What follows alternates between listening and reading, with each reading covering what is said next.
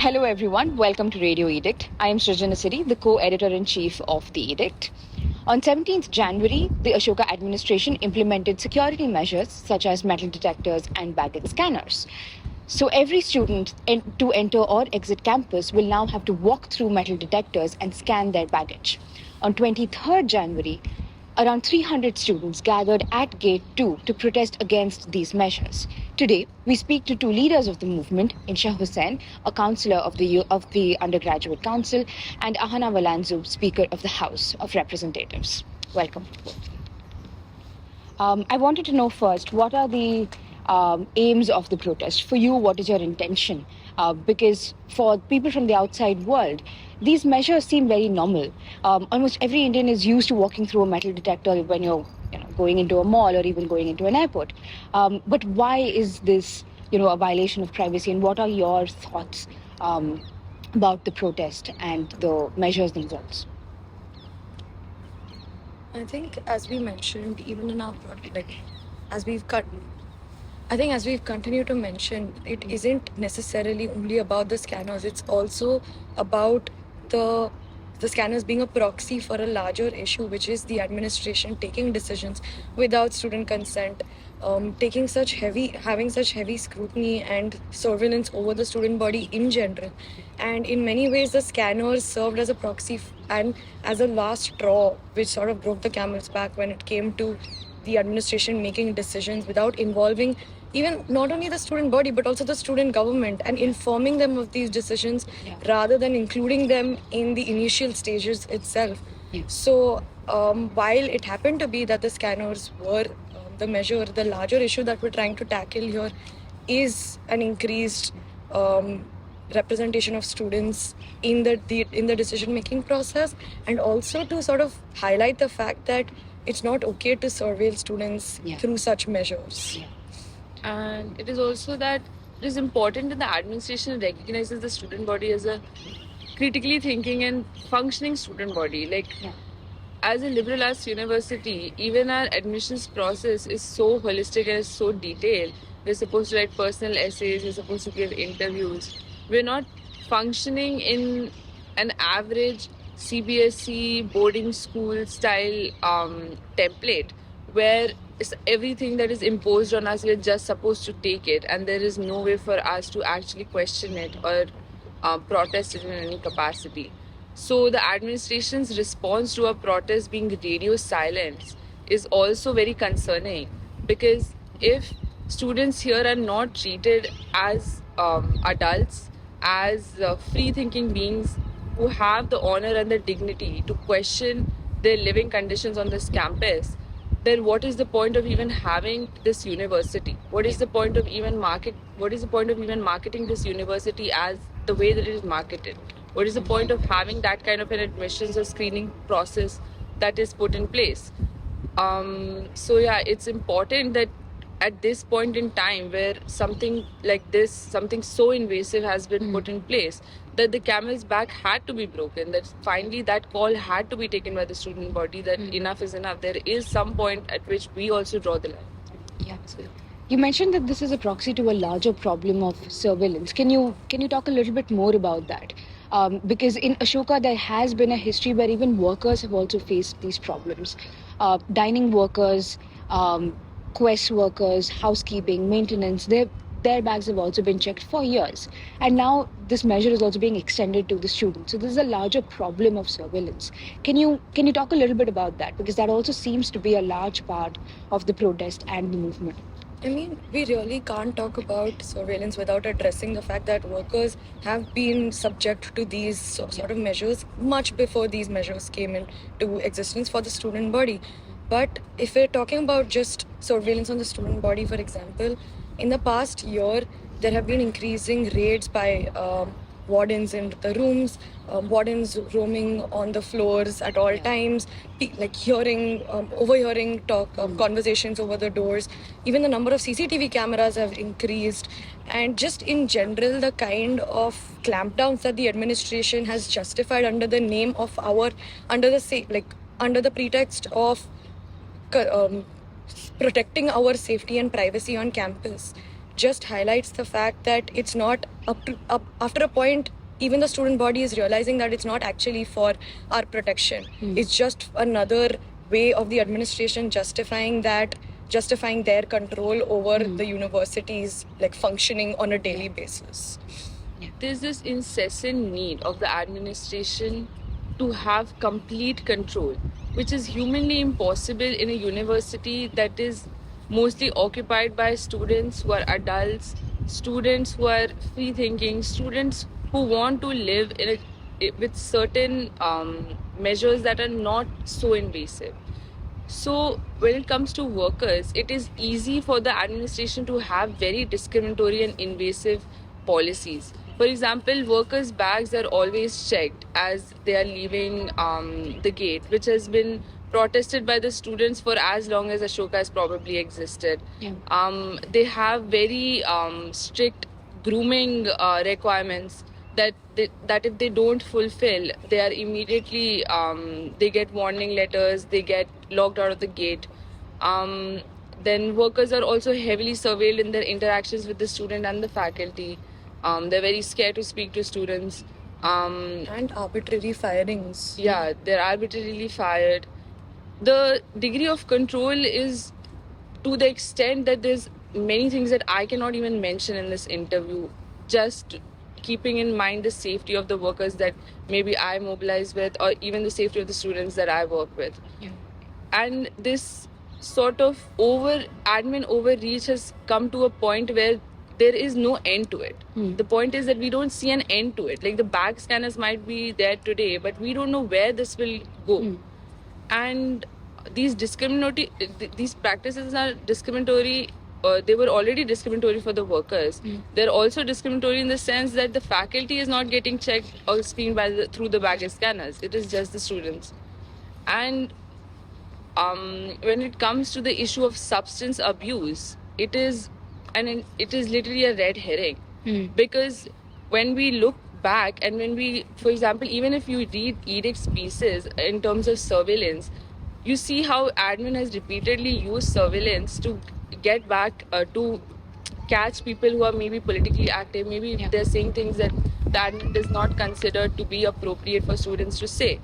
And admin themselves escape the same surveillance measures that they have put in place. For example, if they want to call in politically active students for doing something on social media, posting something, they'll always call you. They'll never email you to leave a paper trail. This is something that has happened to me every time that I've been called in, and I have been asking them to at least mail me so that when I have to talk about this, I have some proof that this is this day they have called me. They have tracked students through the doc center, through the posters that they have printed, and then called them and then hounded them in the office when multiple people there.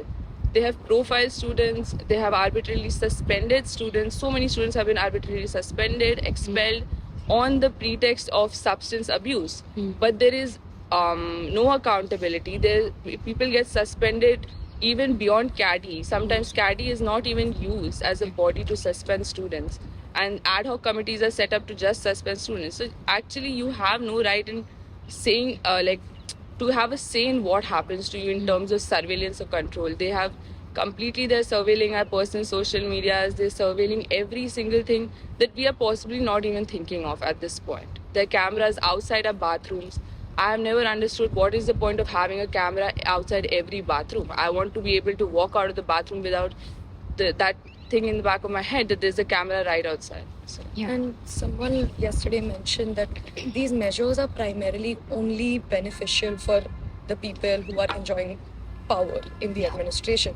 It's only so that they can sort of have an upper hand in any situation encountered tomorrow. So it's not actually benefiting the students at all. It's only benefiting the people who are holding a position of power up there in the administration. And we need to make that very clear. Yeah. So, from both of your answers, what I can gather is that this is not just a student issue, this is also a workers' issue, and this is a larger problem of surveillance. Keeping that in mind, what are your main demands from the administration? As protesters and as a movement, what are your major demands from the administration? Firstly, of course, an immediate rescinding of these the metal detectors and the baggage scanners. Also, I think now that we've had a VC town hall justifying the reason behind implementing these measures in the first place, and an increased student representation and consent in the decision making process in the initial stages of any decision that is being made, any decision that directly impacts student and workers' life on campus. Yeah. And more student involvement in like any kind of policy formation from here on out, that if the student government exists, then why is the admin completely dismissive of it? The admin only utters the student government's name when they have to use us as another detraction. That when the protest started, they would, while we are standing right there with the students, they would say to the students that, why can't you communicate through the SG? Why do you have to come into the admin office? Do you not trust the SG? The DSA saying that the students are mentally unsound for protesting. These are the kind of terms, these are the kind of words that are used for students again and again: mentally unsound, they're addicted to substances, all of them are abusing substances. It is never clarified what they mean when they talk about substance use either. Like, there's a difference between using substances, abusing substances, what kind of substances, how much, when. The administration is not looking into if there is a substance abuse problem on this campus, why it is there. What is the root cause? You cannot install baggage scanners in front of the gate and expect that the substance abuse problem is suddenly going to fall. It may even increase it. It may even make people hyper paranoid. It may make people feel really unsafe in this university, because I know of friends who came back from their home and they were actually paranoid about why this is being done to them, because they're not used to it. So they completely have complete disregard for not just our privacy or our dignity. They have complete disregard for our intelligence. They actually think that they can get away with saying these things. They can get away with not responding. They can get away with using student government who are all, which is a body consisted of elected representatives, as admin stooges, as their mouthpiece, and expect that the student body is going to be fine with it no matter what, regardless, that they're going to get away with ruling with an iron fist at all times, and that there's not going to be any pushback. This is actually what they expect. They're waiting for this movement to dwindle. They're waiting for this protest to fall apart. They're waiting for people to get busy with classes, to lose hope. That is why they're stalling so much. That is why they won't respond to us. Yeah. And what's worse is that in the email that they sent, which was sent by the VPU, they hadn't even explained or justified why these measures are put in place. It was just the fact that effective 17th January, this is what is going to happen. You're going to have to put your luggage through a scanner, without actually explaining the reason as to why. While the student government was intimated of that, it's actually related to substance abuse and whatnot. The largest student body had no idea. They were kept in the dark about all of these reasons. It is only until the student body went banging on the DSA's office, on the VC's office, was that we were even aware that it is because of substance abuse that these measures were put in place. Until then, the email had no trace of why this measure is being put in place, except for the fact that it was for enhancement of campus security. Yeah. And even in this protest, we've seen a very alarming involvement from the admin, where there have been deliberate attempts to sabotage and even to a certain extent deter the protesters, be it placing 206 plants and flowers in the atrium or deliberately watering it, saying that it was a tile issue. So the admin has been strangely involved with the protest as well. But I also wanted to know that this moment in Ashoka's political history is also a very pivotal one, and a different one, so to speak. There have been protests on this campus before as well, be it the SJF protest for caste census in last March and April, or even before that. There have been multiple protests even to extend cross-access timings and things like that back in 2019, 2018. What makes this particular protest different? Because we've never seen a mobilization of this sort of this size before. What makes this moment different from almost every other protest that we've possibly seen on this campus? What I believe, why it is like why the administration is kind of not able to respond to this protest properly is because firstly the timing of it, that it happened within the first week of us coming. They were not expecting us to be able to mobilize at all. Because they are the ones who push this general feeling of apathy that we accuse the Ashokan student body of happening. It is a manufactured apathy. It's not something that people just have. People are not just apathetic in life in general.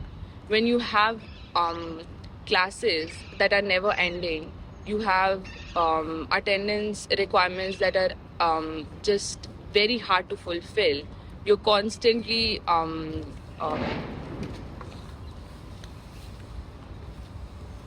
you're constantly busy. You're constantly under pressure. You are in this university, which is a tiny campus in Sonipat, Haryana. There's not much to do outside. There's a general feeling, even the architecture of this campus, the way it is built, the lack of student spaces for students to sit together and talk, even the lack of affordable food places, that it is almost impossible for people to afford food on this campus. Like, I can't buy food on this campus anymore because they have shut down every possible affordable food outlet on this campus and have opened up new corporate chains.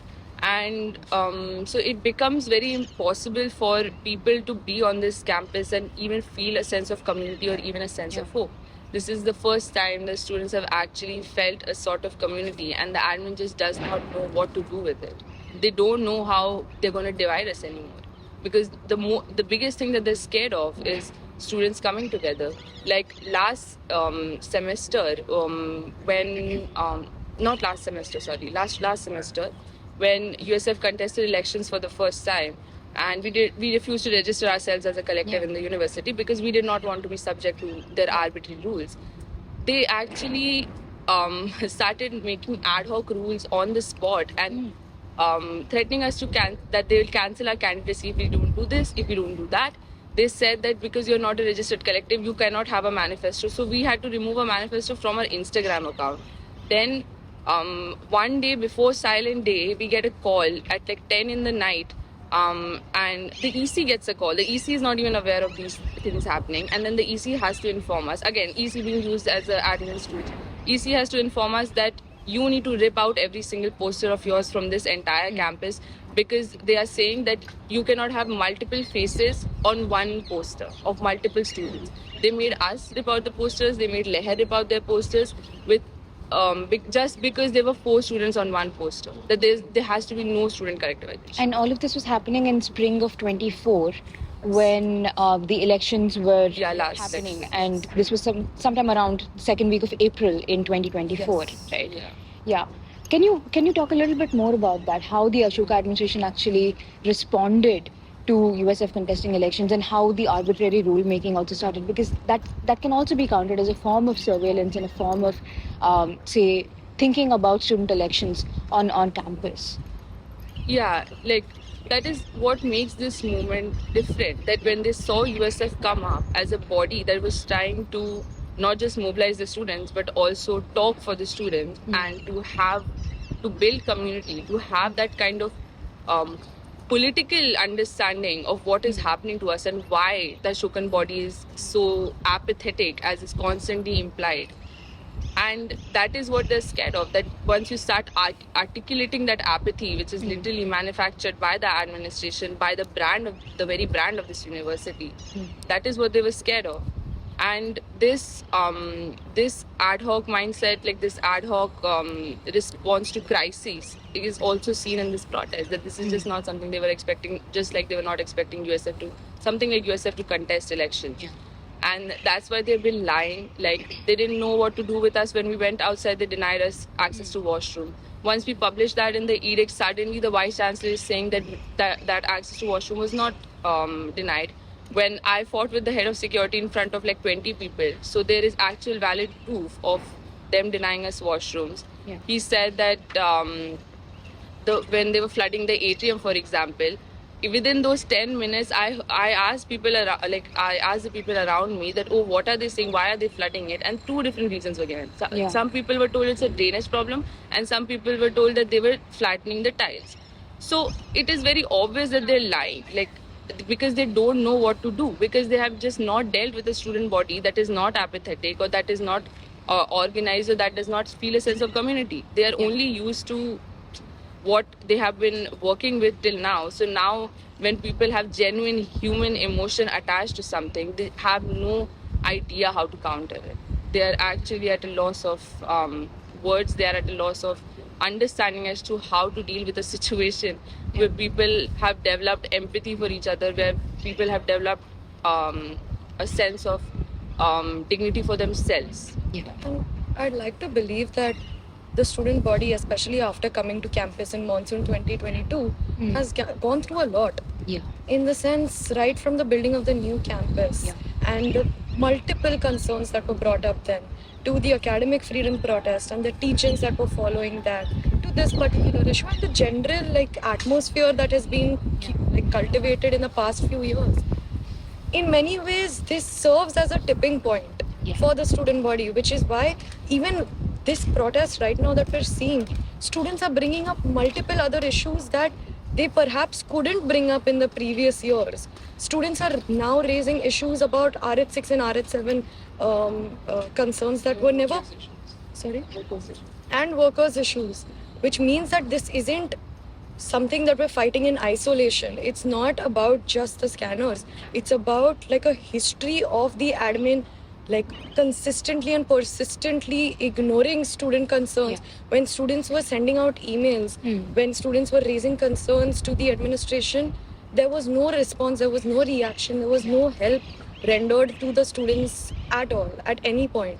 So I think in many ways this protest is not an isolated cause. In many ways, it's also the student body actually coming together and fighting for the larger issue, which is the admin being ignorant and being very paternalistic in their approach towards student concerns. Yeah. You mentioned that this is a culmination of almost everything, but even on the day of the overnight protest on 23rd January, I think disabling the SG email was that point, and then re-enabling it again, and then the VC's response. Do you think that if the SG's email was not disabled, do you think the protest would be different? Do you think we'll be in a different place right now? Yeah, I think so. I feel like they just have been, to put it crassly, just been digging their own grave. Because they genuinely think that every time that they're going to take some arbitrary measure that's going to deter the student body. But come on, it's again, every time they do something like this, I'm like, do you really have that less of respect for the student body's intelligence? Students are finally talking to each other. We finally have a space where we can, even if it's outside the gates, at least we're sitting together and we're talking.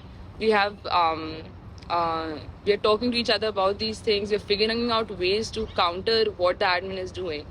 And disabling the SG, the moment they disabled the SG, I know that the admin was thinking, oh, this is going to scare them. They're all going to go inside. And the moment it happened, I knew that the protest is going to double. That is the fundamental difference in the way that we think. In the way that I think of the students, and in the way the administration probably thinks of the students. Because I keep saying that even strategically, you're making all the wrong moves. This is not how you break this protest down. You don't understand students. You don't understand people. You don't understand how people think. And the protest would have looked very different when the SG email ID was disabled. Even we were in such utter disbelief. We thought that it was actually a glitch. We contacted the IT department, the 24-hour helpline, which was unreachable. We checked with the other ministries whether their IDs have been disabled, and they were not. And then immediately, as soon as they saw that the protest doubled, they put it back up, and then they lied that it was a glitch. And suddenly the IT helpline was back up again. But we all have enough intelligence to know that it was definitely not a glitch. It was an ad hoc decision, an arbitrary decision, and quite simply put, a very stupid decision. You cannot get rid of the one student representative body that you already treat like a bureaucratic body, and you can't try to dissolve it on the night of an overnight protest outside the gate. And I know so many students who, after hearing that the SG email got disabled, who had plans of staying in campus that night, actually made the decision to stay out because they were so enraged by this decision. Yeah. So in many ways, it definitely changed the direction of the protest, and students were even more angry about this decision. Do you also think that because of the protest, there will be some sort of long-term ramifications or say long-term rethinking of the SG as a structure itself? Because there is a worker welfare committee also in the undergraduate council. There is a statutory body. There have been multiple bodies within the SG that have raised up questions about workers' welfare before, but the administration has not taken them seriously. And frankly, even the SG might be part of the problem where workers are also being surveilled and there's been arbitrary suspensions, transfers, and things like that. Do you think that this is also a moment where SG also needs to rethink the structure and their position and their long-term goals? Because if the student government as a body is unable to, also not be part of the problem, then it needs some rethinking as well, right? Um, Yeah, no.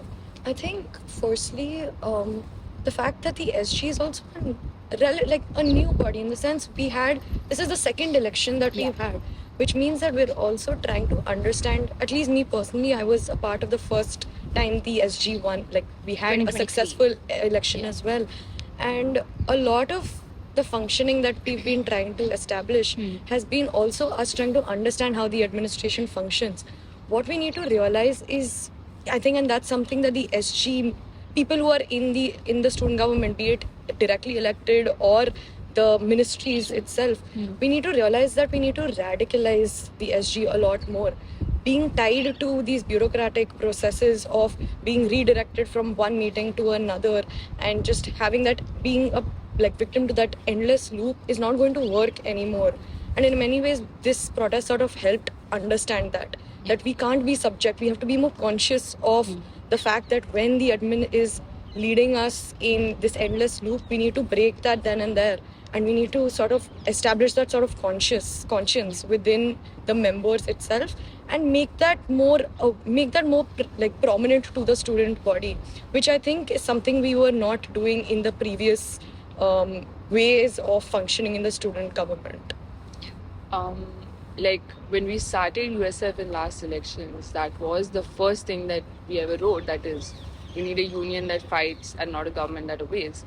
And I know at the time it came a bit abruptly, and people were very confused as to why do you want a student union at Ashoka? How is that even possible? And it was a very we had to constantly justify what we mean when we say that we need a student union at Ashoka. And quite honestly, I didn't think that the time of that we would be actually be asked, you would actually be asking me this question in all seriousness would come so fast. But it is just a fact of matter that administration has put SG as a bureaucratic body to act as a pacifier between the students and the administration. And the moment we rebelled, the moment the SG dropped what according to the administration that we're supposed to do, the moment we started mobilizing the students, the moment we started a protest, that we went into protest, the moment that we asked the students to come with us to the admin block and go to the meeting office with us instead of it just being us and acting as communicators between the students and the administration just tried to dissolve us. They got rid of our ID immediately. It took them 4 days, 5 days. So and even in these 3-4 days, all they kept saying was, what are you guys doing? Like SG is rerouted through the SG. What do you mean by reroute? We are the student representatives. They're right in front of you. We are right in front of you. We have given you a mic and we're telling you to give them an answer. So they are at a loss of words. They genuinely don't know what is going on in terms of student mobilization, and the SG needs to be radically restructured. SG is whether it be workers' issues, whether it be student issues, whether it be anything, SG has very limited powers. The most we can do is beg the administration. Yeah. And we have done that consistently. Ahana has been doing it for 2 years, I've been doing it for 1 year. It doesn't work. That's why even when USF started getting elected in the student government, we were doing more work on the outside. Like whether it comes to workers' issues, whether it comes to student issues, we knew that we had to do work from the outside. And why the administration is so stumped in terms of a response to this protest is because they know that if in this moment they say yes or they cave in or if they give us anything, students will immediately realize that the only way to get anything in a capitalist institution like Ashoka is by protesting. That the administration is never going to be pro-student. It's just not in their interest. The only thing in their interest is to make money. And so asking them and begging them is never going to give us the entirety of what we want. They will give us just enough to keep us in check, to keep us calm, to keep us pacified, but they will never give us what we truly want. So that is why it is even more important for the admin to to go into complete radio silence and just not respond, because they know that right now what the realization that the students are having and the articulations that they are making is it will lead to SG being completely restructured or radicalized in some capacity or the other. So the protest is not only about substance. It's not a substance issue at all. It is a culmination of a moment that is about the Ashokan ethos, and that's what your fight is about, and that's what 300 students at the gate said on 23rd January. Thank you both. It was a pleasure. Thank you.